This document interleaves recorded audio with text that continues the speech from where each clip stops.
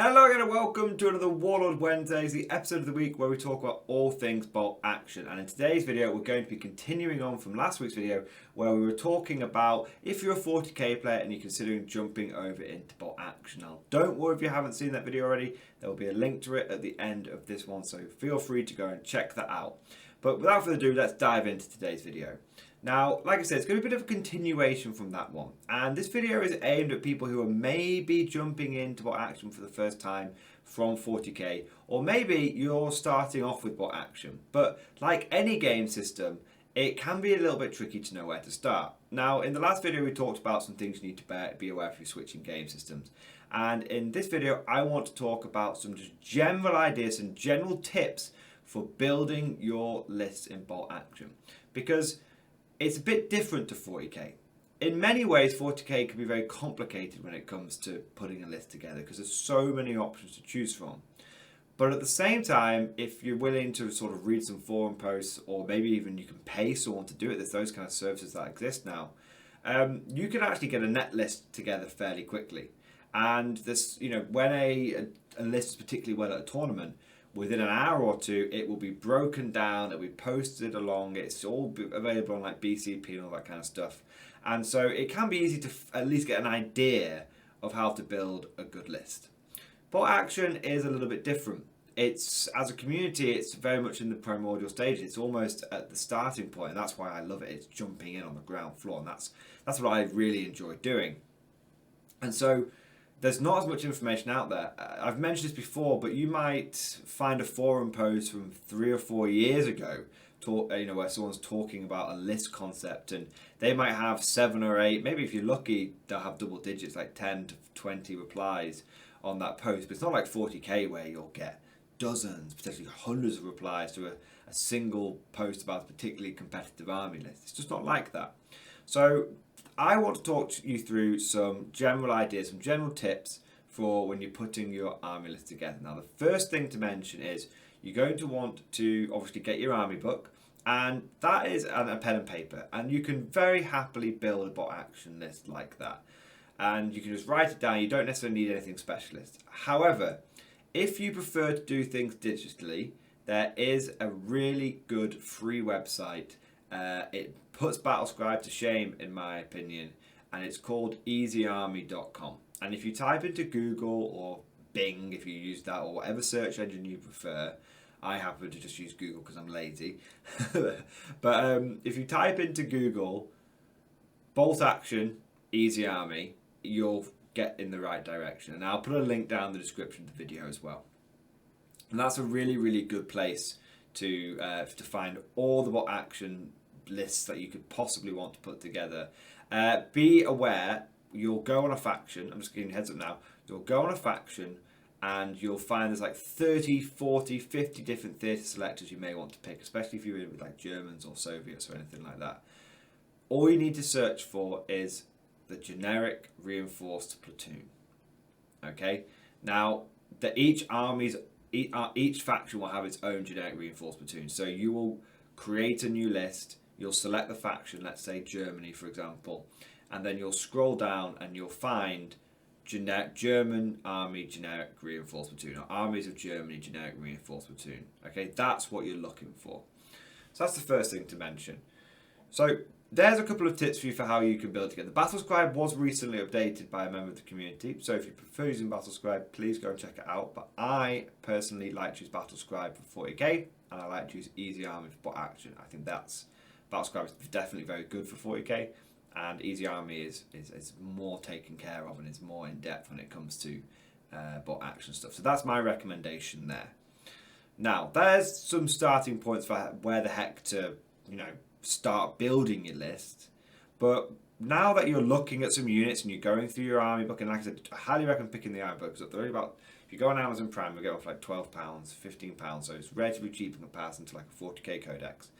And I highly recommend you're looking through and you're looking for some units. You're like, okay, I've got an idea, but what do I want to put in my list? Okay, I know I can take an officer. I know I can take 5 troop choices. I know I can take each of these sort of weapon teams kind of things. But what do I want to take? Well, here's some general tips for you. It's often a good idea to build a list in mind with at least 10 good units. Okay, that means you'll have 10 dice in the dice bag, and when units are being selected for for who's going to activate next, it's not I go you go like in or also activations like in other game systems. It's the dice are in the bag, essentially a token for each unit is in the bag, and we're pulling those tokens out. And if I pull 3 tokens out for my army in a row, I get to activate 3 units.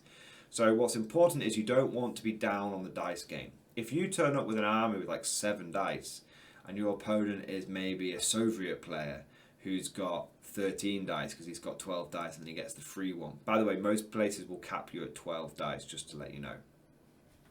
Your Soviet opponent has almost got a 2-to-1 advantage on your army, which means he's going to often get the first dice. You're often going to be taking casualties earlier, taking pins earlier, and he'll often get the drop on you, and it can be very, very tricky. And it will start feeling a little 40k like, where you feel like your opponent is getting all his dice first, because the situation will often be unrecoverable as well, because you will end up pulling dice out of the bag voluntarily to like go down, stuff like that. So again, you're decreasing your dice pool even more.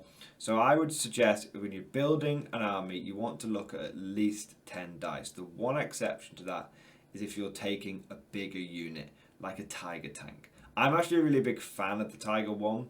I think it is actually a good unit. It just needs some careful use. It's not just to slap it in and off it goes. It can actually do some work, but you have to be careful.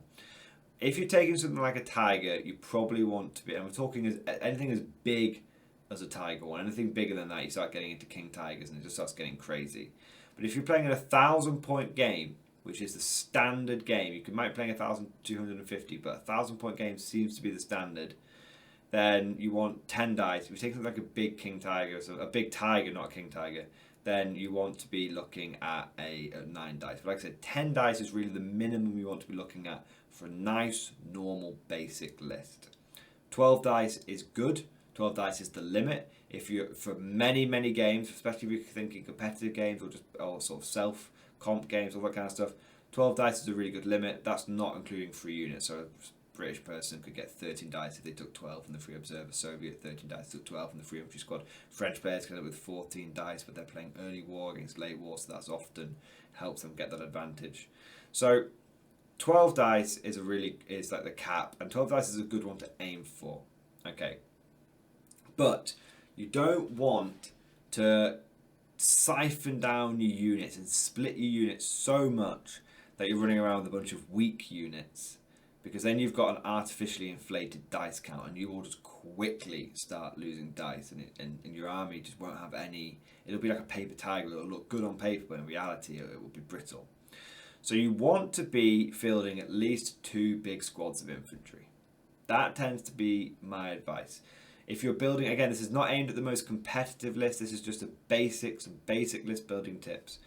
You can't go wrong with the first thing you slap into your list is 2 10-man squads of regular infantry. You can give them some upgrades if you want, give them an LMG if you want, give them, if you're American, give them some BARs if you want, give them some SMGs if you want. Doesn't really matter as long as you've got a general idea of what they're going to be doing. Either they'll be take-all-comers and they'll have an LMG and some SMGs to be able to do a bit of everything, or they'll be specialised at like assault, or they'll be specialised with lots of assault weapons, or they'll be specialised at defence with a couple of LMGs. Whatever, it doesn't really matter. Just plan to slap 2 big squads into your initial list. That'll give you a nice solid core. That'll give you just, okay, that's 20 bodies on the field and we've not even got started. You know, if you're Japanese, slight exception would be you won't be taking advantage of Banzai, so slap 2 15-man squads of there, just make them regular. That gives you a good core for Banzai, because you're going to lose about 5 of them going in, so 10 Banzai boys going in is quite good. But like I said, 2 big squads, nice solid core, make them regular, just give them a few upgrades if you want, give them a purpose, but can't go wrong with 2 big squads. Next thing to mention is your mandatory officer. Now this is your lieutenant, or if you so it's like your junior officer. And often there's a bit of debate between second lieutenant and first lieutenant and which one is better to take. My advice would be, if you're starting out and you're just not quite sure how it's going to work, I would start off with a cheap lieutenant. I'd go for a second lieutenant, and I would give him one extra man, so that he's got a little bit of durability, so he's got an extra wound essentially, and he still counts as a small target. And that's fine. He essentially is going to be a +1 leadership buff to your army. He's not going to cost very many points. That should set you back 60 points for most standard armies, 50 points for the officer, 10 points for his buddy. And then play a few games with that. And if you're just finding like, God, I just need an extra leadership buff, upgrade yourself to a first lieutenant. Or start thinking about, can I take things like fanatics and whatnot. But starting out, go for a basic second lieutenant and work your way up from there. Some people will say some people treat officers as an utter tax, and it's a second lieutenant with no buddy, and that's it. Some people treat officers as very important individuals who they build lists around, especially if you start looking at like senior officers and stuff like that. But my advice would be, if you're starting out, second lieutenant, and don't worry about it. Just if you're finding struggling on leadership, then with the army that you built, then you know you need a first lieutenant. Next one to mention is, especially if you're starting with a starter set, pretty much every starter set is going to come with an MMG team. Now, you'll read online a lot of bad press. One consistent bits of sort of information and advice you'll find online, and that I have also said at times, is that MMG teams aren't really worth it. Warlord give one free in every single army, and it's a shame because they're not seen as very good, because often the MMG is weirdly what draws a lot of people. Out of all of the players that I know, every single one of them has said, "Oh, I really love the look of the MMG team. The MMG, that classic Vickers. God, the MG42. What German army can go into battle without an MG42? Oh, it's just fantastic. Even if you're a Japanese player, and you're like, look at that crazy sort of almost stripper clip fed machine gun, sideways fed machine gun. That's crazy, you know." But they're not very good. That's what people will tell you online. My advice would be, don't worry too much about it. MMG teams can do absolutely fine. In fact, recently I have been taking more MMG teams. I've just been slapping one in every list. With my American paratroopers, with the fact that it's veteran, it just does okay. It just sits there spraying rounds at it. It's actually quite annoying to deal with. And the moment someone kills one of the models, it becomes hard to hit and all this kind of crazy stuff. But the point is that MMGs are fine to start with. Don't bust your balls too much at the beginning. Don't overthink it too much at the beginning. Just play around with them. I have fallen out. I listened to the advice online, fell out of love with them, and recently been adding them back in, and they seem to be doing a bit better for me. Slight little bit of advanced advice for you. I find that veteran MMG teams are worth it. I'm not so sure about regular ones. I think regular ones are too easy for snipers. This kind of leads me to my next point. The one reason that you may struggle with MMG teams is if you are running across an opponent that uses lots of snipers, or even just consistently brings a sniper and just happens to roll well with it. MMG teams are sniper bait, and you will learn that quickly, so be aware of that. Now, speaking of snipers, some people will swear by them, and some people will dismiss them and want to have nothing to do with them. Snipers are love or hate. You will either use one and it just happens to work for you, that unit, and it allows you to start controlling the battlefield and all this kind of stuff. Some people hate them, and if you don't like snipers, it's actually relatively easy for you to build your list around countering snipers. What I would say is, try them out. They are a veteran sniper team, will put you back about 65 points, same as an MMG team, and it probably will not let you down. It'll probably be just a consistently okay part of your list. Snipers aren't as plug and play as a lot of people will lead you to believe. I think they take great skill to use, and the trick is to avoid them just getting a HE shell landed on their head. But snipers are interesting. I would certainly recommend trying one out in your beginning list. Next bit of advice, big bait, and we're sort of getting to the end here, guys, because I appreciate the video's already gone on 15 minutes, is you really want to consider trucks and transports. I have got a separate video on trucks and transports on this channel, but I highly recommend you check out trucks and transports. They are game changing. You will read online, oh yeah, get trucks, they're really, really good, oh, trucks are amazing, blah, blah, blah. until you start using them, you won't appreciate how game-changing they are. And then someone will use one against you, and it'll absolutely just it'll be such a game changer. I can't say it enough. Or you'll use one and go, how did I ever use one without it? In my gaming group, pretty much everyone now takes at least one truck.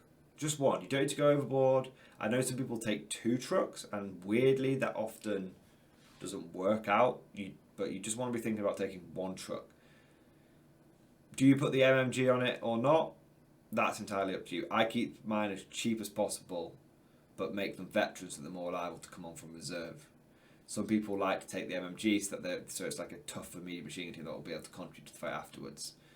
Again, that's up to you, but trucks are great. I'd say probably the last main point that I want to make, maybe last 2 main points coming up, is on some of the more on medium tanks. Tanks in general. Tanks are a huge part of bolt action. Some people will tell you that bolt action is an infantry person's game. I would agree with that by and large. But I would say that tanks are fundamental and they are useful. And what I would advise anyone who's getting into this game to start with, and you're not sure what kind of tank to pick, you can't go wrong with a run-of-the-mill, jack-of-all-trades, basic bitch, medium tank. I'm talking your basic Sherman. I'm talking your basic Panzer III or Panzer IV. I'm talking your basic Cromwell tank. Anything like that. You know, your Soviet T-34. Anything run-of-the-mill. It's a medium tank with medium armour and a medium gun. No crazy rules. If you're Japanese, you want to look at the Kai Shinto Chi-Ha. It's a light tank to everyone else, but it's a medium tank to you. You can't go wrong with a medium tank. It will never be the best choice.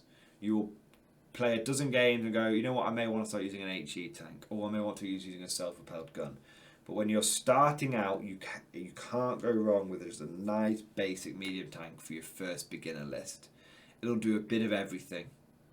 It'll be okay at taking on other enemy tanks. It'll come with enough medium machine guns, at least 2 medium machine guns, to be able to threaten infantry. It's a big enough block of armour that, you know, anti-tank guns aren't just going to wade through it instantly. And it can tank shock and stuff like that. So, can't go wrong with a basic medium tank. However, light tanks are probably more points efficient, but again, take a little bit more skill to use, so I would go there later. I'm just starting to find my way with light tanks in my Germans, although I'm very good at light tanks in my Japanese, and different factions will use them differently, but you'll get to that nuance in your later lists. And heavy tanks, whilst have the potential of being very points inefficient, and you know, a Tiger tank with 3 MMGs and it will take up 41% of your army list. It's 410 points out of a 1,000 point list. Heavy tanks are a lot of fun. Heavy tanks totally change the dynamic of the game. If someone turns up with a heavy tank and their opponent isn't ready to deal with it, it's massively game changing. It totally flips the game on its head. They take a lot of skill to use because they can be pinned out. They can be one-shotted potentially by things like flamethrowers and stuff like that. But heavy tanks are a lot of fun. So how I've gone on in my journey with my sort of Western factions, like rather than like the Pacific faction, like Western theatre factions, like my Americans and my Germans, is I've gone down the route of I'm going to try start off with my medium tank, my Panzer IV. I then went and tried out a heavy tank with Tiger 1, and now I'm exploring the joys of a light tank with an early war Panzer III. And likewise, I've gone down a similar route with my Americans. I've started off with a medium tank in my Sherman, and now I'm looking at a Stuart for a bit more of a light tank.